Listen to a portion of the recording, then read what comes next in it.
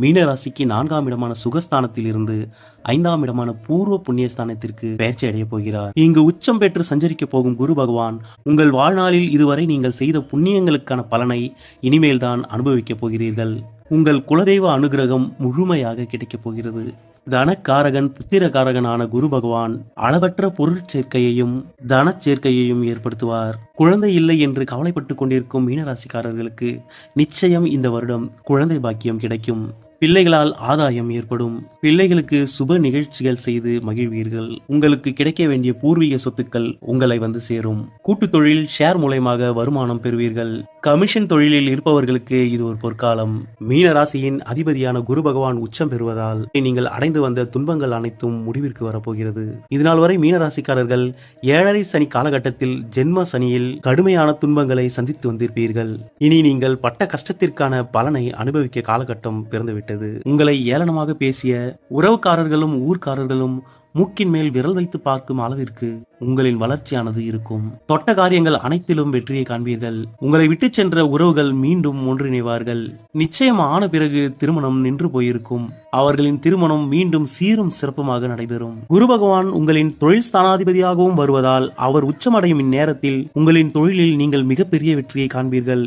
புதிய தொழில் ஆரம்பிப்பீர்கள். வேலையில் இது நாள் வரை உங்களுக்கு கிடைக்காத அங்கீகாரம் கிடைக்கும். ஊதிய உயர்வும் பதவி உயர்வையும் பெறுவீர்கள். குரு பகவானின் இந்த 5ஆம் இடத்து சஞ்சாரத்தால் மீன ராசியில் பிறந்தவர்களின் தன்னம்பிக்கை முதலில் அதிகரிக்கும். எதையும் சாதிக்கும் துணிவை பெறுவீர்கள். புதிய திட்டங்கள் உங்கள் எண்ணத்தில் உதயமாகும். முகப்பொலிவும் தேக ஆரோக்கியமும் ஏற்படும். தனித்துவமான மனிதராக பலம் வருவீர்கள். 5ஆம் இடம் பலம் பெறுவதால் இளம் வயதினருக்கு புதிய காதல் ஏற்படும். படித்துக் கொண்டிருப்பவர்களுக்கு உயர்கல்வி படிக்கும் யோகம் ஏற்படும். படிப்பில் சிறந்து விளங்குவீர்கள். பூர்வீக சொத்து கிடைக்கும். வேலை இல்லாமல் வேலை தேடிக் கொண்டிருக்கும் மீனராசி நேயர்களுக்கு தற்பொழுது வேலை கிடைக்கும். பகவானின் பார்வைகளும் உங்களுக்கு நன்மையை ஏற்படுத்தக்கூடிய இடங்களிலேயே விழுகின்றது. குரு பகவானின் விசேஷ பார்வையான 5ஆம் பார்வை உங்கள் ராசிக்கு 9ஆம் இடமான பாக்கியஸ்தானத்தில் விழுகிறது. இதனால் தந்தை வழியில் இருந்து வந்த பிரச்சனைகள் முடிவிற்கு வந்து சுமூகமான உறவு நிலை ஏற்படும். அவர் மூலம் கிடைக்க வேண்டிய சொத்துக்களும் ரொக்கங்களும் உங்கள் கைக்கு வந்து சேரும். குரு பகவானின் சமசப்தம பார்வையான 7ஆம் பார்வை உங்கள் ராசிக்கு 11ஆம் இடமான மகர ராசியில் விழுகிறது. இது உங்களின் லாபஸ்தானமாகும். இதனால் உங்கள் மூத்த சகோதரர்களால் ஆதாயத்தை பெறுவீர்கள். தொழில் மற்றும் வேலையில் லாபங்கள் ஏற்படும். பழைய சொத்துக்கள் வாகனங்களை விற்பதன் மூலம் நல்ல லாபம் காண்பீர்கள். கணவன் அல்லது மனைவியை இழந்து வாழும் மீனராசி நேயர்களுக்கு தற்பொழுது மனதிற்கு பிடித்தாற்போல் மறுமணம் அமையும்.